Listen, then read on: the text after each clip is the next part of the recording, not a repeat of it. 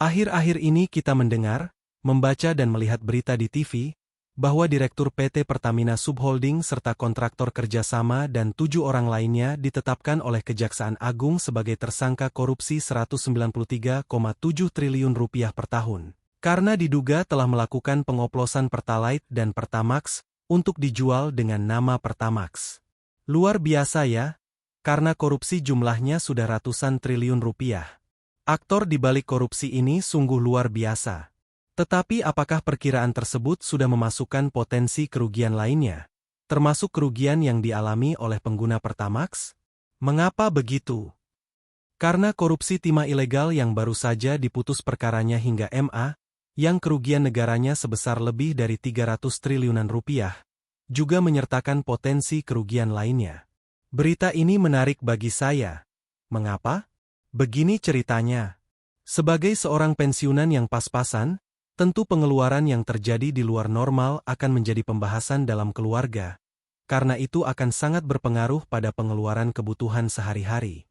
Bahan bakar minyak adalah salah satunya. Untuk BBM kendaraan keluarga, kami menggunakan BBM subsidi Pertalite.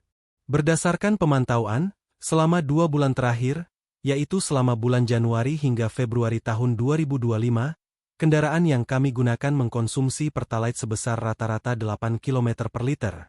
Padahal di tahun 2024, rata-rata konsumsi Pertalite kendaraan kami adalah 10 km per liter.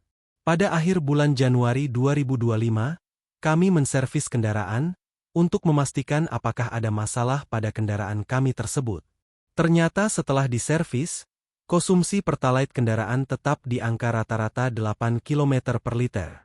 Awalnya hal ini sudah saya anggap wajar saja, karena memang usia kendaraan sudah 10 tahun. Namun kurang lebih 1 minggu yang lalu sebelum membuat ulasan ini, saya menghidupkan kendaraan yang sama di pagi hari sambil memperhatikan indikator konsumsi BBM-nya. Saat kendaraan dihidupkan indikator konsumsi BBM menunjukkan data 1 liter untuk 10 km. Namun tidak berselang lama, indikator menunjukkan data konsumsi BBM sebesar 1 liter per 8 km. Artinya pasti ada yang tidak beres. Ketidakberesan ini bisa terjadi di kendaraan atau BBM-nya. Beberapa hari setelah hari itu, saya kemudian coba melakukan pengujian. Dengan mengganti konsumsi Pertalite dengan BBM oktan 90 lain dari SPBU non-Pertamina yang dijual pada kisaran harga Rp13.000-an per liter. Setelah 2 hari pengamatan, ternyata konsumsi BBM kendaraan kami ada di kisaran 1 liter untuk 11 km. Adapun kondisi pemakaian kendaraan adalah hampir sama dengan ketika menggunakan Pertalite, baik dari jarak tempuh, kemacetan maupun kondisi jalannya. Apa kaitan pengamatan tersebut dengan dugaan korupsi di Pertamina? Berikut ilustrasinya. Pertalite adalah BBM yang disubsidi pemerintah atas selisih harga pokoknya versus harga jualnya ke masyarakat.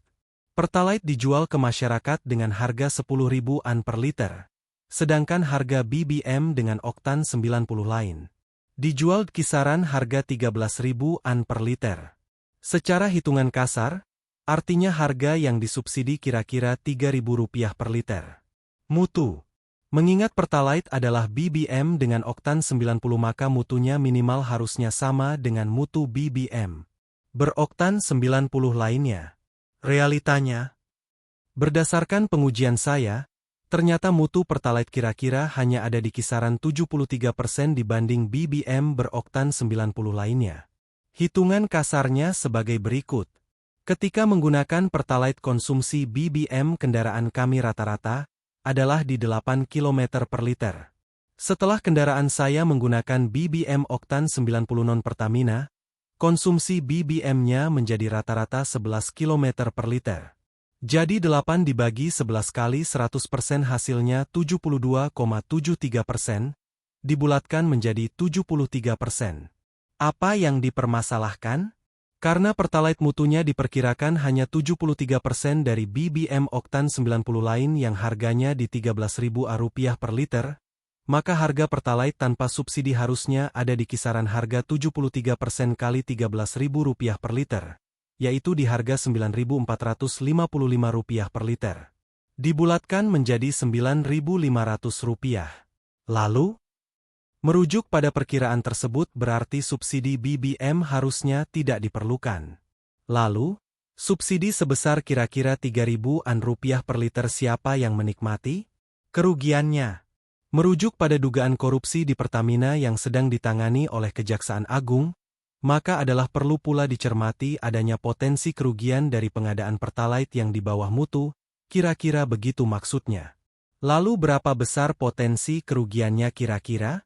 Bila merujuk pada data konsumsi BBM Pertalite selama tahun 2024 yang sebesar 29,7 juta kiloliter atau 2,3 kiloliter per bulan, maka potensi kerugian yang ditanggung negara adalah sebesar 29,7 juta kiloliter dikalikan perkiraan subsidi Pertalite sebesar Rp3.000 per liter, didapat jumlah Rp89 triliun per tahun atau sama dengan Rp7,4 triliun per bulan. Masyarakat juga dirugikan, yaitu akibat membayar harga Pertalite lebih dari harga yang seharusnya yaitu sebesar Rp10.000 per liter dikurangi Rp9.500 per liter dikali 29,7 juta kiloliter. Didapat angka sebesar Rp14,8 triliun per tahun. Kesimpulan.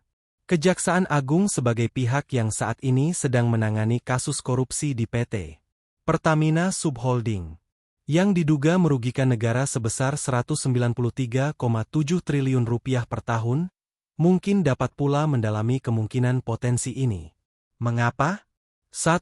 Karena walaupun yang bersalah nantinya dihukum, tetapi mereka mungkin akan tetap dapat menikmati uang dari sekitar Rp104 triliun per tahun, yaitu didapat dari Rp89 triliun ditambah Rp15 triliun.